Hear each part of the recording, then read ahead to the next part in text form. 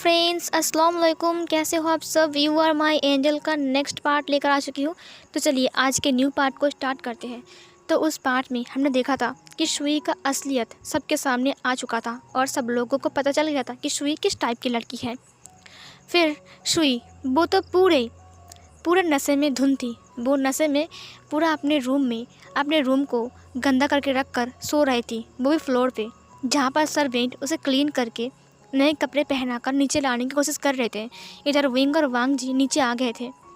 Madam you ने कहा, आपकी बेटी कितनी अच्छी है, अपनी अपनी आंखों से देख लिया। मिस्टर कांग की नज़र नीचे की तरफ झुक गई थी। शर्म के मारे उसका जो सिर था वो नीचे की तरफ झुका हुआ था और मिस्टर वी और जांग फेंगमियान शान से बैठे हुए थे उनके सामने, क्योंकि अब विंग निर्दोष हो चुका है। विंग ने कहा, आपको पता चल गया आप सब कुछ कि अब ये सब कुछ मैंने नहीं किया है। मिस्टर कांग ने अपने हाथों को जोड़ते हुए कहा, मुझे माफ़ कर दो विभूषण, मैंने तुम्हारे ऊपर उंगली उठाया। मुझे ये सब कुछ पहले जानना चाहिए था। मैं अपनी बेटी की बातों पर आकर इसने सब कुछ किया है। लेकिन वो डॉक्टर, तभी वांग जी ने कहा, वो डॉक्टर बेचारा, उसे डराया गया था, धमकाया गया था, उसे ये सब कुछ बोला गया था कि अगर वो झूठ नहीं बोलेगा तो उसकी फैमिली को मार दिया जाएगा। आपकी बेटी ने सब कुछ किया। मिस्टर कांग को पता चलने के बाद उनकी नज़र और भी शर्म के मारे नीचे झुक गया।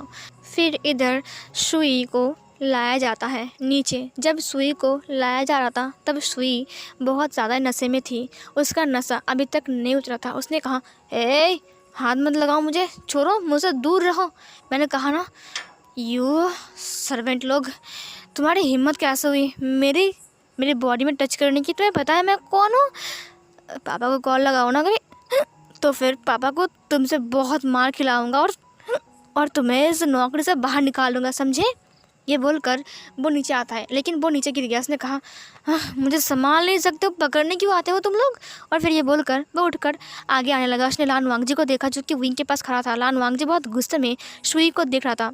शुई ने कहा, हे लान वांग जी, और फिर ये बोलकर उसने लान वांग जी की नोज़ को अपने फिंगर से प्रेस किया। विंग ने उसके हाथ को हटाते हुए कहा, दूर रहो इससे। फिर शुई ने कहा, वाह क्या सीन चल रहा है यहाँ पर, सब लोग यहाँ पर है और मैं यहाँ पर नहीं हूँ। विंग, अपने हस्बैंड को लेकर तुम यहाँ पर क्या कर रहे हो? और तुम विंग के पास क्यों खड़े हो? तुम भूल गए कि 3 महीने बाद तुम्हारा डिवोर्स है और तुम अभी इसके साथ खड़े हो? अभी के अभी इससे दूर हटो। ये बोलकर वो वांग जी को हटाते हुए विंग के हाथ को पकड़ने जाता है। तुरंत वांग जी ने शुई के हाथ को पकड़ा और उसे कस के एक थप्पड़ मारा, जिस थप्पड़ की वजह से शुई नीचे पर गिर गई। नीचे गिरने के बाद वो गुस्से में वांग जी की तरफ देखते हुए कहा, तुम्हारी इतनी हिम्मत, तुमने मेरे ऊपर हाथ उठाया। एक थप्पड़ खाने के बाद ही शुई का पूरा होश अब आ चुका था। उसने कहा, तुम्हारी हिम्मत कैसे हुई? तुमने मेरे ऊपर हाथ उठाया, तुम्हें पता भी है कि मैं क्या कर सकता हूँ? वांग जी ने कहा, हाँ पता है। झूठ बोलकर ये कह सकते हो कि तुम प्रेग्नेंट हो और तुम्हारे पेट में जो बच्चा है वो मेरा हस्बैंड का है, तुम यही बोलने वाले हो ना? शुई ने कहा, तुम्हारी इतनी हिम्मत कैसे हुई मुझसे ऐसे बात करने की? वांग जी ने शुई को एक और थप्पड़ मारते हुए कहा, अपनी ज़ुबान बंद रखो और अपनी नज़र को नीचे की तरफ झुकाते हुए बात करो, शर्म आनी चाहिए तुम्हें। और फिर ये बोलकर उसने एक और थप्पड़ मारते हुए कहा, तुम्हें तो उस दिन ही मारना चाहिए था जिस दिन तुम आकर ये बोल रही थी कि तुम प्रेग्नेंट हो और ये बच्चा मेरा हस्बैंड का है, और तुम्हें उस दिन थप्पड़ मारना चाहिए था। और फिर ये बोलकर उसने उसकी बालों को पकड़ते हुए कहा, तुम्हारी इतनी हिम्मत, मैं तो वेट कर रहा था कि कब तुम मेरे हाथ में आओगे। तुम जानते भी नहीं हो, तुम भूल गए कि मैंने उस दिन तुम्हें क्या कहा था कि मेरे हस्बैंड से दूर रहना, मैं बहुत डेंजरस हूँ, सो बी केयरफुल। लेकिन तुम हमेशा मेरे हस्बैंड के करीब आने की कोशिश कर रही थी। और फिर ये बोलकर उसने उसको धक्का दिया और उसको एक लात मारा। उसने कहा, तुम्हें तो और मारना चाहिए था, मुझे मन कर रहा है कि मैं तुम्हारा गला दबा दूँ और तुम्हें मार डालूँ। ये देखकर विंग हैरान था। विंग थर-थर काँपने लगा। उसने जियांग चंग के हाथ को पकड़ते हुए कहा, ये मैं क्या देख रहा हूँ? ये इनोसेंट सा लान वांग जी, ये गुंडा कैसे बन गया? ये तो गुंडा बन गया है।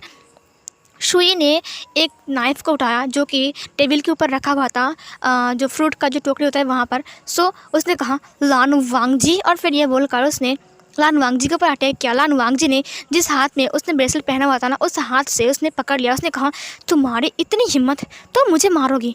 तुम जानती नहीं हो कि मैं कौन हूँ? और फिर ये बोलकर उसने उसको एक हाथ से ही दूर फेंक दिया और वो जाकर दीवार से टकरा गया। उसने कहा, विंग देखो तुम्हारे हस्बैंड मुझे कैसे पीट रहा है और मैं प्रेग्नेंट हूँ, तुम भूल रहे हो। तभी मिस्टर कांग उसके पास आता है। उसने कहा, शुई अब अपना बकवास बंद करो। और फिर ये बोलकर उसने उसके बालों को उठाया और उसके थप्पड़ मारा। शुई ने कहा, पापा आप यहाँ पर आप कब आए और ये लोग मुझे मार रहे हैं, आपने कुछ नहीं कहा, उल्टा आपने मुझे थप्पड़ क्यों मारा। मिस्टर कांग बहुत गुस्से में थे। उसने कहा, शुई अपनी बकवास बंद करो, सबका सच सामने आ चुका है, तुम्हारा सच सामने आ चुका है शुई ने कहा, क्या। फिर मिस्टर कांग ने कहा, हमें पता चल गया है कि तुम झूठ बोल रहे हो, ना ही तुम प्रेग्नेंट हो और ना ही विंग ने तुम्हारे साथ कुछ गलत किया है। तुम मेरी बेटी होकर मेरा जीना मुश्किल कर दिया तुमने। तुम्हारी वजह से मुझे क्या क्या बातें सुननी पड़ी और तुम एक झूठ का सहारा लेकर विंग की ज़िंदगी बर्बाद करने आए थे। शुई ने कहा, नहीं तो ये लोग झूठ बोल रहे हैं। डैड मैं सच कह रहा हूँ, ये लोग झूठ बोल रहे हैं, मैं सच में प्रेग्नेंट हूँ, मैं सच कह रहा हूँ। तभी मिस्टर कांग ने एक वीडियो प्ले किया, उसने कहा, अच्छा तुम प्रेग्नेंट हो, तुम ड्रिंक कर रहे हो, तुम स्मोक कर रहे हो और तुम बोल रहे हो कि तुम प्रेग्नेंट हो। अच्छा तो मुझे बताओ कौन सी प्रेग्नेंट महिला ऐसे ड्रिंक करता है और ऐसे स्मोक करता है।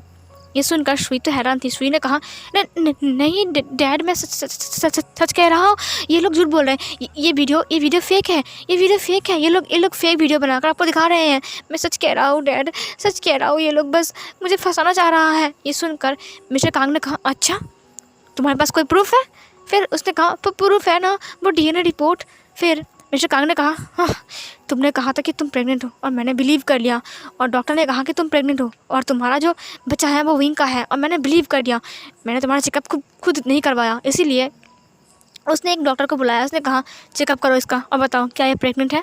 और फिर वो डॉक्टर अंदर आता है और फिर शुई को चेकअप करने लगता है। शुई को चेकअप करने के बाद उन्होंने कहा, नहीं सर ये तो प्रेग्नेंट नहीं है। ये सुनकर वो लोग हैरान थे। उन्होंने कहा, अच्छा शुई झूठ क्यों बोला। शुई ने कहा, वो मैं तभी वांग जी ने कहा, ये झूठ इसलिए बोल रहा था क्योंकि ये मुझे और मेरे हस्बैंड को अलग करना चाहते थे। ये सुनकर मिस्टर कांग ने कहा, शुई, और फिर उसने एक थप्पड़ मारते हुए कहा, तुम्हें पता है लोग मेरे बारे में क्या क्या बोल रहे थे, तुम्हारे वजह से मैंने सब कुछ सहन कर लिया, लेकिन ये सब कुछ झूठ था। वहाँ पर मीडिया के लोग भी आ गए थे और वहाँ पर सब कुछ रिकॉर्ड हो रहा था। और ये देखकर मिस्टर कांग को बहुत ज़्यादा गुस्सा आ गए थे कि शुई की वजह से उसे कितना कुछ फेस करना पड़ रहा है।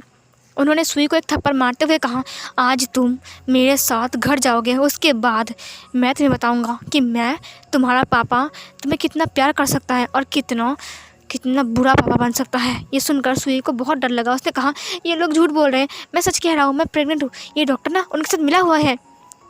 वांग जी शुई को सीधा करता है। उसने एक और थप्पड़ मारते हुए कहा, अगर तुम एक और बुरा बात मेरे हस्बैंड के बारे में बोलोगे ना तो मैं सच कह रहा हूँ, मैं भूल जाऊँगा कि मैं एक।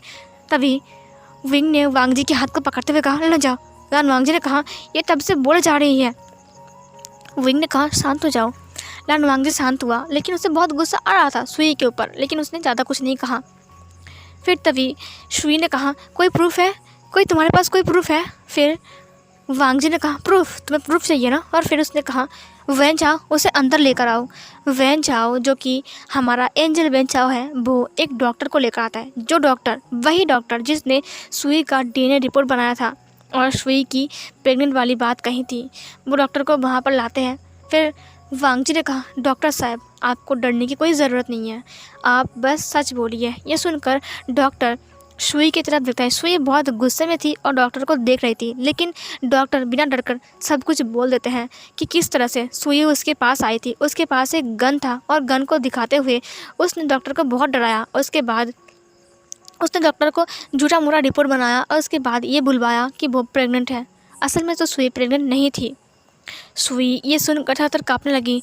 मिस्टर कांग तो बहुत गुस्से में थे और वांग जी बस उसे एक मौका मिल जाए शुई को पीटने का।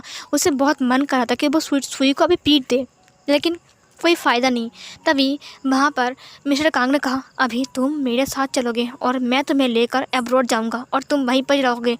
तुमने जो कांड किया है ना, उसके बाद तुम्हें चाइना में बिल्कुल भी रहने का हक़ नहीं है। ये बोलकर उसने शुई के हाथ को पकड़ा और फिर वो सारे के सारे फैमिली मेम्बर्स के पास से माफ़ी मांगता है। मिस्टर उई से, मिसेस उई से, जियांग फेंगमियान से, मैडम यू से, यहाँ तक कि यानली से, जियांग चैंग से और विंग और वांग जी से भी। उन्हें बहुत शर्म आ रहा था सबके सामने, लेकिन वो शुई को पकड़ के खींचते हुए लेकर चले गए। उन्होंने जाते हुए कहा, सुनो सर्वेंट, मेरी बात सुनो, जितना चीज़ इसका है इस घर में सब कुछ लेकर हमारे घर आ जाओ, ठीक है। फिर उन्होंने कहा जी सर, और फिर ये बोलकर वो लोग उस को लेकर चले गए। और फिर इधर हमें विंग को दिखाया जाता है। विंग की आंखों में आंसू थे। विंग ने वांग जी को हग कर लिया। उसने कहा लैनजन। फिर लान वांग जी ने कहा सब कुछ ठीक हो गया है हस्बैंड। विंग ने कहा मैं बहुत खुश हूँ। मीडिया वालों ने कहा आप लोगों ने देखा कि किस तरह से सुई नाम की लड़की ने विंग सर को फंसाया था। वो तो निर्दोष है, उन्होंने कुछ नहीं किया था, लेकिन सुई झूठा मूठा रिपोर्ट बनाकर और अपनी प्रेगनेंसी को लेकर विंग से ये दावी कर रहा था कि ये बच्चा उसका है, लेकिन असल में तो सुई प्रेग्नेंट नहीं थी। और हम हमारे इतने प्यारे से प्रिंसिपल को हम गलत समझ रहे थे, और इनके जैसा इंसान तो इस दुनिया में बहुत कम है। विभूषण तो बहुत अच्छे इंसान है। तो अब कोर्ट क्या कहेगी सुई के बारे में। फिर ये बोलकर वो लोग बातें करने लगते हैं। मिस्टर वी और मिसेस वी दोनों ही विंग को हग करते हैं। वो लोग रो रहे थे क्योंकि आज फाइनली प्रूफ हो गया कि विंग ने कुछ नहीं किया है, वो निर्दोष है। वांग जी बहुत खुश था, लेकिन किसी ने भी वेन चाओ को नोटिस नहीं किया। वेन चाओ जो कि यानली को देख रहा था, वेन चाओ यानली को घूर रहा था। इधर यानली ने देखा कि वेन चाओ उसे तब से देख रहा है। उसे शर्म आ रहा था कि एक इंसान उससे इस तरह से देख रहा है।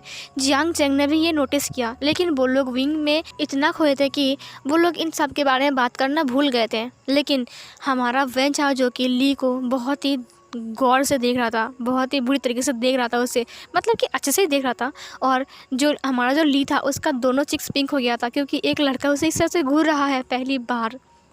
फिर इधर हमें वांग जी को दिखाया जाता है जो कि देखता है कि वेन चाओ ली को देख रहा है। उसने कहा वेन चाओ ने कहा सुनो ना, और फिर उसने उसके शोल्डर के पैर मारते हुए कहा हाँ लान वांग जी मेरी बात सुनो, तुम्हारी सिस्टर इन लॉ से एक बार बात कराओ ना प्लीज़ ना, कम से कम इंट्रोड्यूस तो करवाओ प्लीज़ ना, बस एक बार बात कर तो करवाओ ना प्लीज़। लान वांग जी ने कहा वेन चाओ शट अप। वेन ने कहा ओह मैंने तुम्हारा हेल्प किया, तुमने क्या कहा था कि तुम मुझे गिफ्ट दोगे, लेकिन तुमने मुझे गिफ्ट नहीं दिया। फिर हमें वो छत का सीन दिखाया जाता है जहाँ पर वेन चाओ ने उससे कहा था मुझे ऐसा क्यों लग रहा है कि सच में इस घर में कोई प्रेग्नेंट है। वांग जी ने कहा ऐसी बात नहीं है, सुई झूठ बोल रही है। फिर वेन चाओ ने कहा हाँ सुई झूठ बोल रही है, लेकिन मुझे खुशबू आ रही है जैसे कि एक नया मेंबर इस घर में आने वाला है। वांग जी ने कहा छोड़ो अब इस सब कुछ, मुझे कुछ ज़रूरी बात करनी है तुमसे। वेन चाओ ने कहा हाँ बताओ। फिर वांग जी ने कहा तुम्हें एक काम दे रहा हूँ, वो डॉक्टर जिसे सुई ने डराया था उस डॉक्टर को तुम्हें ढूंढ कर लाना है, क्योंकि उन लोगों ने उस डॉक्टर को कहीं छिपा दिया है। वेन चाओ ने कहा ओह इतना सा काम, ये तो मेरा बाएं हाथ का खेल है। लैन जैन तुम देखना, मैं यूँ जाऊँगा और उसे यूँ लेकर आऊँगा। वांग जी ने कहा नहीं तुम ऐसा नहीं ला सकते, मेरी बात सुनो, उसे कल लाना समझे, लेकिन तुम उसे बचा लेना पहले, ठीक है। वेन चाओ ने कहा ठीक है जो हुक्म मेरे आका। और फिर ये बोलकर वेन चाओ और वांग जी हंसते हुए कहा हाँ सुई अब तुम्हारा खेल ख़त्म। ये बोलकर वो दोनों हंसने लगते हैं। और फिर इधर सीन कट होती है, हमें वेन चाओ और वांग जी को दिखाया जाता है। फिर वेन चाओ ने कहा तुम भूल गए वांग जी कि तुमने क्या कहा था, तुमने मुझे प्रॉमिस किया था कि अगर मैं तुम्हारा काम कर दूंगा तो तुम मुझे वो बड़ा तोहफा दोगे जो मैं तुमसे मांगूंगा, लेकिन तुम अब ना बोल रहे हो। वांग जी ने कहा लेकिन तुम जो बोल रहे हो वो बिल्कुल भी नॉर्मल नहीं है समझे। इधर मिस्टर वी ने कहा वांग जी बेटा क्या बात है, तुम अपने दोस्त से हमें मिलवा नहीं रहे हो। वांग जी ने कहा मेरा दोस्त। विंग ने कहा हाँ एक सेकंड रुको, दोस्त तुमने कब दोस्त बनाया, मुझे बताया नहीं, तुम तो यहाँ पर किसी को जानते भी नहीं हो। मिसेस उई तो हैरान थी, मैडम यू भी हैरान थी। उसने कहा जानता नहीं है। जियांग चंग ने कहा जानता नहीं है का मतलब क्या है तुम्हारा। विंग तुम ऐसे बोल रहे हो जैसे कि ये इस दुनिया का है ही नहीं या फिर इस शहर का है ही नहीं। ये सुनकर विंग ने कहा नहीं मेरा वो मतलब नहीं है। फिर जियांग ने कहा तो क्या मतलब है तुम्हारा। विंग ने कहा वो इस शहर में नया है ना। जियांग ने कहा हाँ नया है, लेकिन हो सकता है ना कि वो दोस्त उस शहर का होगा, है ना। वांग जी ने कहा हाँ ये मेरा दोस्त है, इसका नाम वेन चाओ है ना वेन चाओ। वेन चाओ ने कहा हाँ मैं लैन जैन का बेस्ट फ्रेंड हूँ और हम दोनों बचपन से साथ पढ़े हैं, साथ बड़े हुए हैं। विंग को बहुत गुस्सा आ रहा था ये सुनकर कि हम लोग साथ में बड़े हुए हैं, साथ में पढ़ाई किया है, ये सुनकर गुस्सा आ रहा था। लेकिन विंग ने कुछ नहीं कहा, उसने बस वेन चाओ को देखा। फिर इधर वेन चाओ ली की तरफ देखने लगा। फिर तभी वांग जी ने कहा वेन चाओ इससे मिलो, ये मेरा ये मेरा मदर इन लॉ है, ये मेरा फादर इन लॉ, और ये मेरा हस्बैंड, तुम जानते हो ना इसे, और ये मेरा सिस्टर इन लॉ है, और ये मेरा ब्रदर इन लॉ है, और ये हमारा अंकल एंड आंटी है। ये सुनकर वैन चाओ ने सबको ग्रीट किया। वैन चाओ ने कहा, हेलो, मेरा नाम वैन चाओ है और मैं वांग जी का बहुत अच्छा दोस्त हूँ। ये सुनकर उन्होंने कहा, बेटा तुम कहाँ से आए हो और तुम कहाँ रहने वाले हो? ये सुनकर वैन चाओ ने कहा, मैं चांद में। तभी वांग जी ने उसके हाथ को पकड़ते हुए कहा, फिर वैन चाओ ने कहा, हम चंद्रिमा गाँव से आए हैं। फिर तभी मिस्टर वी ने कहा, चंद्रिमा गाँव? ऐसा कोई गांव है क्या? मैंने कभी सुना नहीं इस गांव के बारे में। वैन चाओ ने कहा, वो उस गांव के छोटा सा गांव है ना, इसीलिए शायद सुना नहीं होगा। छोटा सा गांव है। जियांग ने कहा, छोटा सा गांव? वैसे पहली बार सुन रहा हूँ, ऐसे अजीब सा नाम क्यों रखा है तुम्हारे गांव वालों ने? वैन चाओ ने कहा, मुझे नहीं पता। फिर विंग ने वांग जी के हाथ को पकड़ते हुए कहा, मुझे तुमसे कुछ ज़रूरी बात करनी है। फिर मिस्टर वी ने कहा, तो फिर वैन चाओ बेटा, तुम चाहो तो हमारे घर में रुक सकते हो। फिर वैन चाओ ने कहा, हाँ मैं सोच रहा था। उसने ली की तरफ देखा। ली अपनी आइज़ को ब्लिंक करते हुए वैन चाओ की तरफ देखने लगी। फिर वैन चाओ ने कहा, अब मैं सोच रहा था कि मैं कहाँ पर रहूँ, अगर आप चाहते हो तो मैं आपके घर में रुक सकता हूँ। इधर वैन चाओ की सारी बातें जो कि एक पर्सन दूर से सुन रहा था, उसने कहा, वैन चाओ तुम्हें किस काम के लिए भेजा गया था और तुम क्या कर रहे हो? इधर वांग जी को विंग ने कहा, मैंने कहा ना तुमसे ज़रूरी बात करनी है। वांग जी ने कहा, हाँ बात करनी है आपको, लेकिन मुझे तो मॉम डैड से। तभी विंग ने कहा, तुमसे ज़रूरी बात करनी है मुझे अभी, समझे? वांग जी ने कहा, लेकिन लंच बनाना है। तभी विंग ने कहा, तुम जा रहे हो कि नहीं मेरे साथ? ये सुनकर वांग जी ने कहा, ठीक है हस्बैंड, मैं जा रहा हूँ आपके साथ। उसने वैन चाओ की तरफ देखते हुए कहा, वैन चाओ तुम सबसे बात करो, मुझे कुछ ज़रूरी काम है इसीलिए मैं ज़रा आता हूँ, ठीक है? तुम चिंता मत करो, मैं जल्दी आ जाऊँगा। ये सुनकर वैन चाओ ने कहा, ठीक है जाओ। फिर वैन चाओ वहाँ पर बैठ गया जहाँ पर यानली थी। यानली को बार बार वो घूर रहा था। फिर इधर यानली ने कहा, मैं आपके लिए जूस लेकर आता हूँ। फिर वैन चाओ ने कहा, हाँ ज़रूर। यानली किचन में गई थी, लेकिन यानली ने कहा, ये इंसान मुझे इतना क्यों देख रहा है और इसकी वजह से मुझे कितना अजीब लग रहा है। सबके सामने से हाँ करके मुझे देख रहा है जैसे कि कभी लड़की नहीं दिखा है। ये बोलकर उसने जूस बनाया और जूस बनाने के बाद वैन चाओ को दिया। वैन चाओ ने जूस को लिया और वो यानली की तरफ देखने लगा। मैडम यू ने बहुत कुछ क्वेश्चन किया और हमारी वैन चाओ ने सब कुछ अच्छे से जवाब दिया, वो भी ली की तरफ देखते हुए। सब लोग वैन चाओ से बात करके बहुत खुश थे क्योंकि वैन चाओ बहुत फ़नी वाला इंसान था, मतलब सबको हंसाना पसंद करता है वो।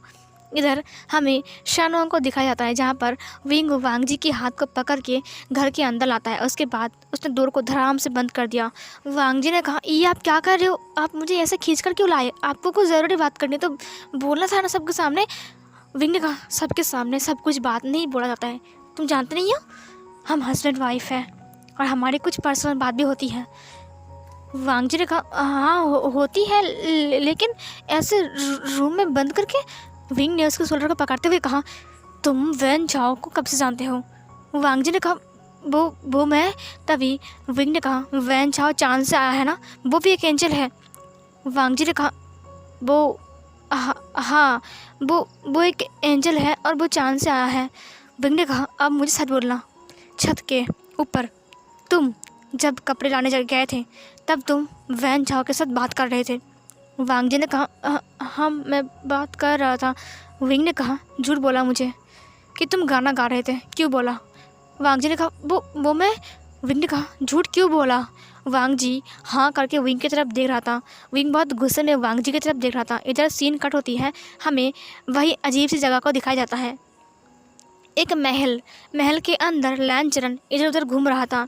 तभी उसके पास वो वाला आदमी आता है जो कि वैन चाओ का पीछा करते हुए वांग जी तक पहुंच गया था और वो छुप कर उन्हें देख रहा था। उसने कहा, सरदार। लैंचरन ने कहा, क्या खबर है? फिर उस डिसिपल ने कहा, मैं वैन चाओ का पीछा कर रहा था और पीछा करते वक्त मैंने देखा कि वो लान वांग जी को ढूंढ चुका है, लेकिन एक बुरी खबर है। ये सुनकर लैंचरन ने कहा, बुरी खबर है? उस डिसिपल ने कहा, मैंने देखा कि लान वांग जी की शादी हो गई है। वो भी एक इंसान के साथ। ये सुनकर लैनचरण बहुत गुस्से में आते हुए कहा, एक इंसान के साथ वांग जी ने शादी किया है? लैनचरण बहुत गुस्से में थे, वो खड़ा हो गए थे अपने सिंहासन से। फिर उस ऋषिपाल ने कहा, लेकिन वेंचाओ उसके साथ बात कर रहा था, लेकिन उसने उसे वहाँ से लेकर क्यों नहीं आया? लैनचरण ने कहा, क्या? वेंचाओ को मैंने काम दिया था कि जाकर वांग जी को लेकर आओ, और वो उसकी इतनी हिम्मत, वो अपना काम भूलकर उनके साथ मज़ा कर रहा है। और वांग जी की इतनी हिम्मत कि उसने एक इंसान से शादी किया है। सिचैन भी वहीं पर थे और ये सुनकर वो भी हैरान था। सो फिर गाइस, ये वाला पार्ट यहीं पर ही एंड होती है।